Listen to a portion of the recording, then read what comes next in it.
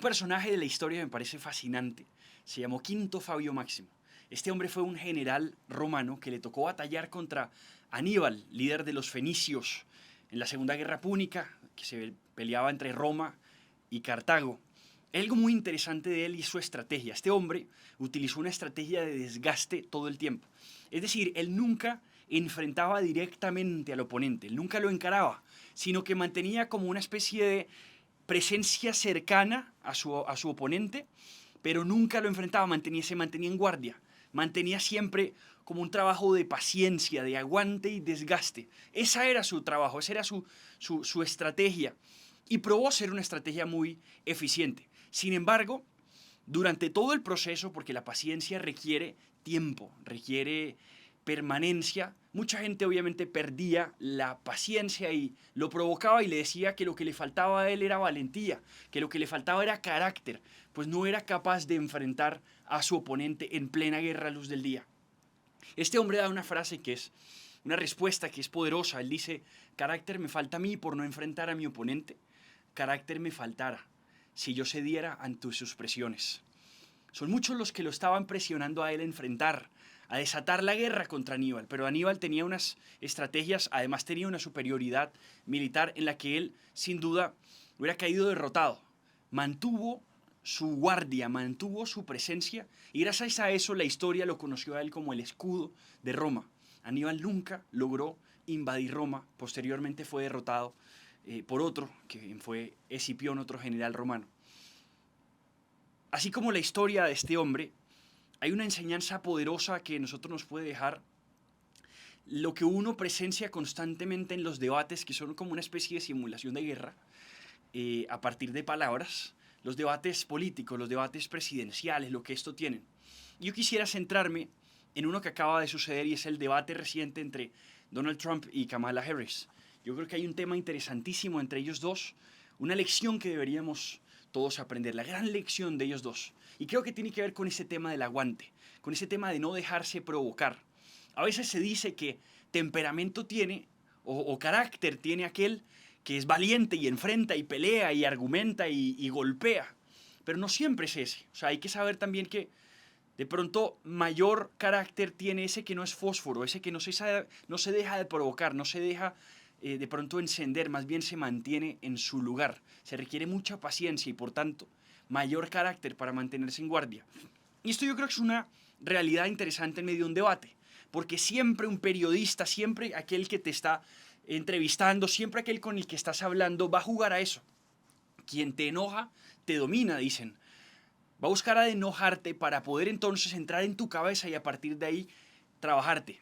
A partir de ahí como desbloquearte. Hay quienes se sulfuran fácilmente, hay quienes pierden como la cordura y entonces se desatan y terminan entonces haciendo el ridículo. Una de las claves en un debate, y esto te lo van a enseñar siempre, es mantener la tranquilidad, mantener la paz.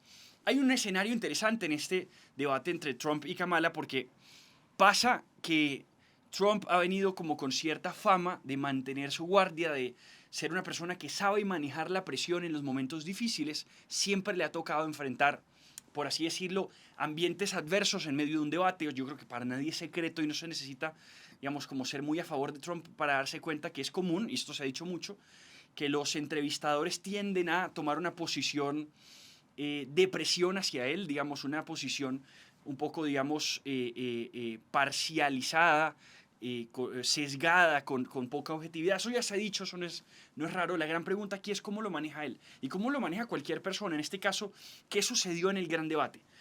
Poco, y esto es lo triste a veces de estos debates, poco se debate de lo que es sustantivo, o sea, de lo que verdaderamente importa, de los temas que le importan verdaderamente a un país. Poco se pregunta sobre cómo se va a manejar la deuda externa de Estados Unidos, por ejemplo. Poco se responde por parte de los candidatos a verdaderamente cuánto se ha hecho, cuánto se va a hacer y cuál es su plan para mejorar la economía, para mejorar el tema de la inmigración y varios temas, el tema de seguridad y la crisis que tienen, varios temas así, o temas álgidos como el problema fundamental de este país, temas como la cuestión trans, el tema de género, el tema del aborto, sí se menciona, se esquiva fácilmente, se llega como a eslóganes y luego se pasa. Poco se debate dentro de los sustantivos, eso es lo primero que hay que decir, más se debate entre lo táctico. Ahora, lo táctico es lo que funciona y por eso los debates se desarrollan de esa manera. Y hay un momento que a mí me parece clave, que es el que quiero como analizar en el debate entre Trump y Kamala, y es cuando Kamala hace algo que yo creo que le jugó muy a favor. Yo creo que fue una bomba, por así decirlo, que ella lanza, que pegó y que pegó y le funcionó. Yo creo que fue una estrategia importante en el caso de ella, que especialmente no podría yo decir que fue una cosa sustantiva, fue más bien un tema táctico. Hay un momento durante el debate que Kamala le dice a Trump, lo acusa de que las personas se van muy temprano de los rallies que él realiza, los eventos que él hace. Básicamente él dice, los invito a todos los que ustedes están, y esto es algo un poco no convencional, los invito a que vayan a un evento de Trump, dice Kamala. Los invito a que vayan y dense cuenta de algo. Además de que, dice ella, además de que va a utilizar cosas que parecieran como de películas, te va a hablar como de Hannibal Lecter, te va a hablar de cosas así como de películas, cosas ficticias, bastante extrañas, dice ella, va a pasar algo muy interesante, siempre hablar de sí mismo y entonces la gente como que se aburre, se siente exhausta y se va. Y la gente se va temprano de todos los eventos de Trump, eso dice Kamala. Y esto fue un tema que pues es táctico, es simplemente una descripción como una especie de ataque de mis eventos son más grandes que los tuyos, o sea, una cosa absolutamente de orgullo y de vanidad y ya está, o sea, un duelo de vanidad política es un poco el tema, pero eso le pegó muy duro a Trump. Le pega tan duro que uno se da cuenta, y esto es interesante, cómo le cambia el tono a él y cómo le cambia el tono a ella después del debate. Eso analícenlo. De ahí en adelante el tono que usa Trump durante el debate se vuelve un tono como más de enfado, como más de anciano con rabia, por así decirlo, como de viejito gruñón. Y en cambio, Kamala, que había empezado el debate bastante nerviosa, esto ya lo voy a mencionar, que había empezado el debate bastante como dubitativa y las palabras que decía no eran claras y respondía como con el libreto y simplemente repetir el libreto ante preguntas que se veía hasta casi muy fuera del contexto de lo que le preguntaban. Aquí Kamala le va, o sea, siente cierta comodidad a partir de ahí porque logró provocar a Trump, o sea, lo logró enojar y quien te enoja te domina y ella agarra ahí una especie de actitud entonces de comodidad, mientras que Trump empezó a ser como una especie de reaccionario a todo lo que se le iba acusando y todo lo que se le iba diciendo. Yo creo que eso es clave analizarlo y es clave analizarlo porque además, y esto es lo que le toca jugar a Trump todo el tiempo, a él le toca siempre como responder a la triple acusación. No solamente está debatiendo contra Kamala, es evidente que está debatiendo también contra los moderadores, los que están entrevistando. Aquí hay un tema también que hay que decir y que es importante. A veces hay que jugar así, a veces hay que jugar 1 contra 4. Esto es profundamente injusto, yo no estoy diciendo que no. Deberían los moderadores no intervenir tanto y, digamos, como limitarse a lo suyo. Estoy totalmente de acuerdo con eso. Pues bien, alguna vez me enseñaron, no se me olvida una vez cuando era niño, pues cuando era adolescente, yo participaba en estos modelos de Naciones Unidas y muchas veces perdía, aunque yo sentía que me iba muy bien, pero siempre perdía. Me acuerdo una vez mi padre me enseña algo que es interesante. Yo le decía, yo creo que aquí esa gente estaba como organizada para que yo no ganara porque no les caía bien. De alguna forma yo decía, los jueces, los que examinaban quién era como el mejor delegado, lo que sea, no me dejaban ganar porque yo siento que hacían como rosca, decimos nosotros acá en Colombia. O sea, había como una especie de sistema organizado para que yo no perdiera. Y mi papá me enseñó una cosa que me sirve. Y él dice, cuando algo es suficientemente bueno, no hay rosca que valga. Eso es una forma de decir, oye, si eres lo suficientemente bueno, podrá el sistema estar en contra de ti y aún así puedes ganar. No uses nunca eso como una excusa. Es verdad que puede ser injusto, no estoy diciendo que no, pero no lo uses como excusa, supéralo. O sea, gánale. Y a veces en el lugar en el que estamos políticamente, a veces pasa esto. Hay un sistema configurado en contra nuestra que gana a partir de poderes económicos, que gana a partir de poderes mediáticos, que gana a partir de poderes políticos y a veces, ¿qué es lo único que tienes? A veces lo único que tienes es la razón o decir la verdad. Bueno, pues eso, si lo haces muy bien incluso, puede ser todavía poderoso. Yo creo que Trump ha sabido jugar con eso y eso le ha funcionado y le había ganado antes, le había servido antes. En este caso, le va a tocar recalcular. Esto es lo que yo creo. ¿Qué pasa? Desde el 2012, esto es un tema interesantísimo en los debates de Estados Unidos, desde el 2012 en los debates de Mitt Romney contra Obama, contra Barack Obama, cambió lo que tradicionalmente eran los debates en ese país. Algo pasó en un debate entre Romney y Obama que los transformó para siempre. Esto hay que descubrirlo, es interesante. Había un debate organizado por CNN, un medio más bien liberal, y sí, es común que los medios de comunicación tengan su sesgo claro en los Estados Unidos. Uno sabe que ABC, por ejemplo, que fue el que organizó este debate, CNN, por ejemplo, son medios más de izquierda, mientras que Fox News son medios un poco más de centro derecha, derecha, lo que sea. Y esto es una realidad. En ese de CNN, entre Romney y Obama, pasa algo interesantísimo. Una mujer llamada Candy Crowley, que estaba moderando el debate, se le atraviesa a Romney y lo interrumpe. Y sucede algo que hoy en día se conoce como el fact-check. El fact-check es cuando una persona le dice, oye, tus datos son falsos, estos son los datos reales. Hoy en día hay muchas supuestas organizaciones que hacen esto de hacer fact-check. La realidad es que ¿quién hace fact-check? Es una cosa a veces hasta absurda. ¿Quién está encargado de hacer fact-check? ¿Quién le dice, oye, estos datos son falsos y los míos son verdaderos? ¿Y por qué y con qué autoridad? Hoy en día, ¿quién fact-chequea a los fact-checkers, por así decirlo? ¿Quién le hace fact-check a mucha gente? Hay gente que se da el título de fact-checker, por así decirlo, y que al final son simplemente gente con una agenda y con unos intereses, y que llegan y dicen, oye, ese dato es falso, el verdadero dato es este, y a veces se lo inventan. Pues aquí pasó eso. Romney acusa a Obama de que se demoró muchos días en reconocer un atentado en Benghazi, en Libia, como atentado terrorista. Romney acusa de eso a Obama. Usted se demoró muchos días en reconocer eso como un atentado terrorista. Esta señora se le atraviesa y le dice, oiga, eso es falso. Él lo condenó como atentado terrorista al día siguiente. O sea, le hizo fact-check en medio del debate. Miren qué interesante.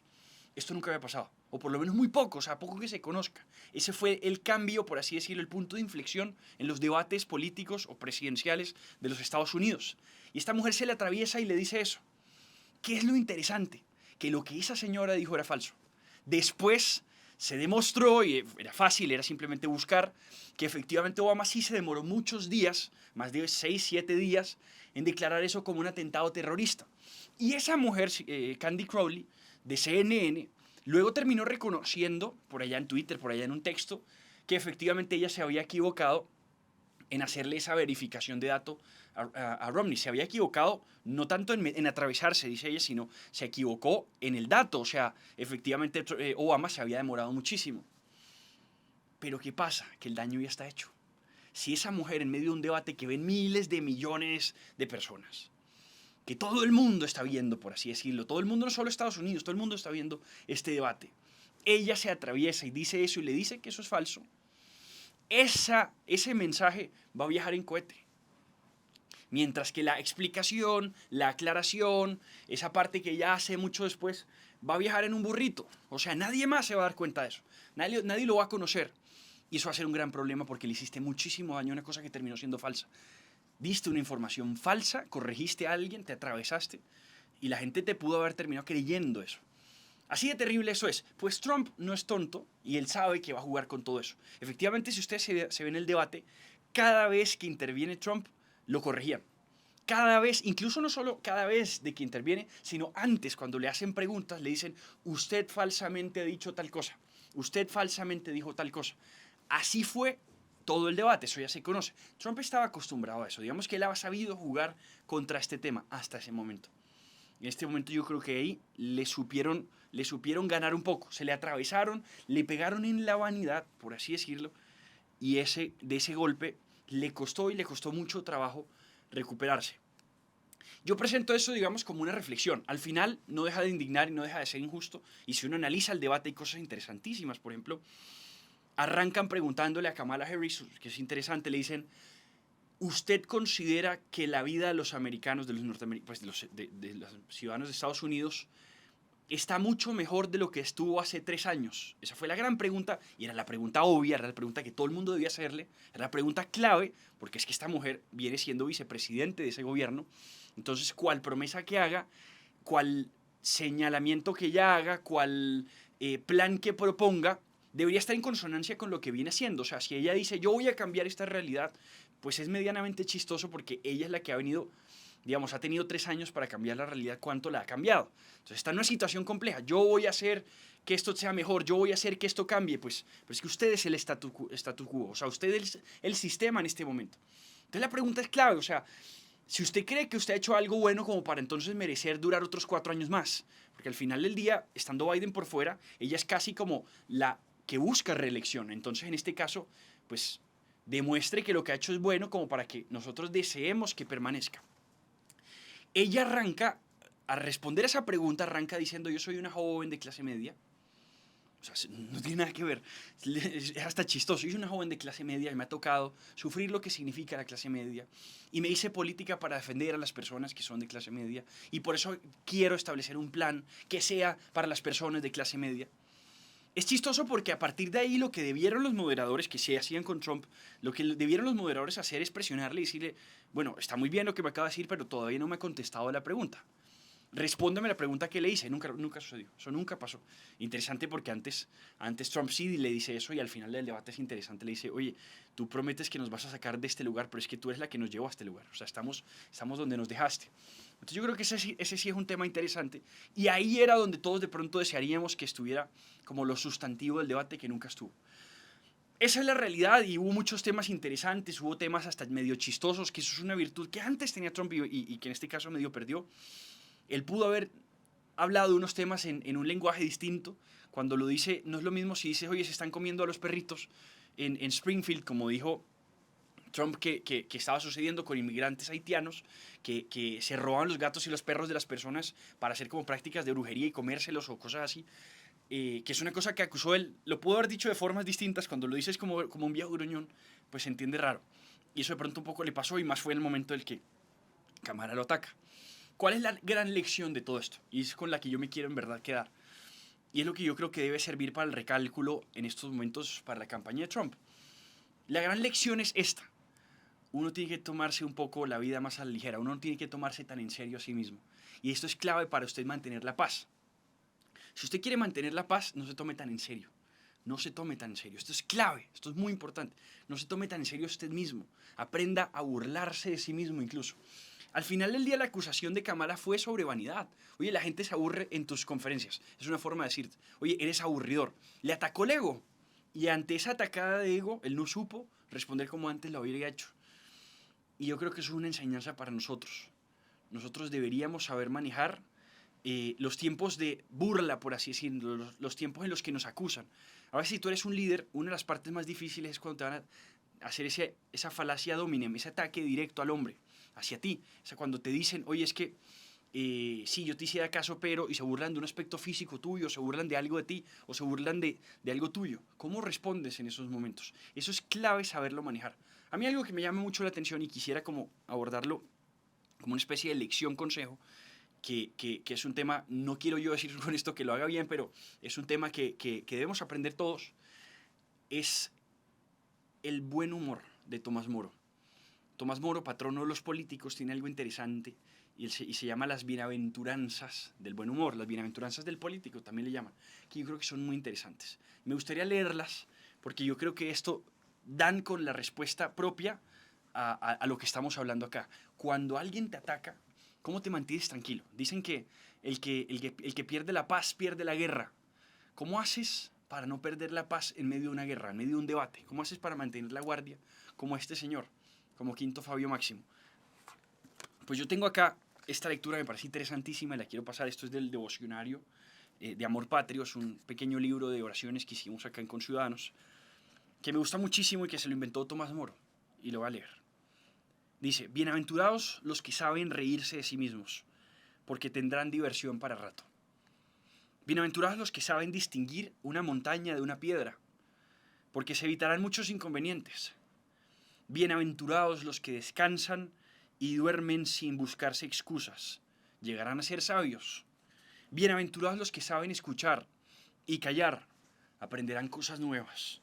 Bienaventurados los que son suficientemente inteligentes como para no tomarse en serio, serán apreciados por los que les rodean. Bienaventurados los que están atentos a las necesidades de los demás sin sentirse indispensables, serán fuente de alegría. Bienaventurados los que saben mirar sabiamente a las cosas pequeñas y tranquilamente a las importantes, llegarán lejos en la vida. Bienaventurados los que saben apreciar una sonrisa y olvidar un desaire, su camino estará lleno de luz. Bienaventurados los que saben apreciar benévolamente a los demás, aún en contra de las apariencias, serán tomados por ingenuos, pero este es el precio de la caridad. Bienaventurados Los que piensan antes de actuar y rezan antes de pensar evitarán muchas tonterías. Bienaventurados los que saben reconocer a Dios en todos los hombres. Habrán encontrado la verdadera luz y la auténtica sabiduría. Tomás Moro dijo eso. No te tomes tan en serio la vida. Eso es básicamente lo que dice. Si te topas con una piedra, es una piedra, no una montaña. Si ves una cosa muy seria y te la tomas muy en serio, más bien mírala con tranquilidad. Si ves una cosa muy sencilla, mírala con sabiduría, dice. Aprende a burlarte o a reírte de ti mismo. Eso ayuda mucho. Cuando te ríes de ti mismo, te quitas, por así decirlo, la vergüenza de la vanidad. A veces la vanidad genera esa vergüenza. Cuando me atacan, siento mi orgullo herido y es difícil salir de ahí. Hay que mantener la tranquilidad. Que no te provoquen, que no te dejes provocar. Ese que te enoja, te domina. Nunca dejes que alguien te enoje. Nunca pierdas la paz. Básicamente esa es la enseñanza y yo creo que esa es la gran lección de este podcast y de pronto es la idea que te dejo. Sé como este general Fabio. Nunca te dejes provocar. Carácter no es ser un fósforo, carácter es mantenerse en guardia. Muchas gracias y con esto nos vemos en el próximo podcast, el próximo viernes.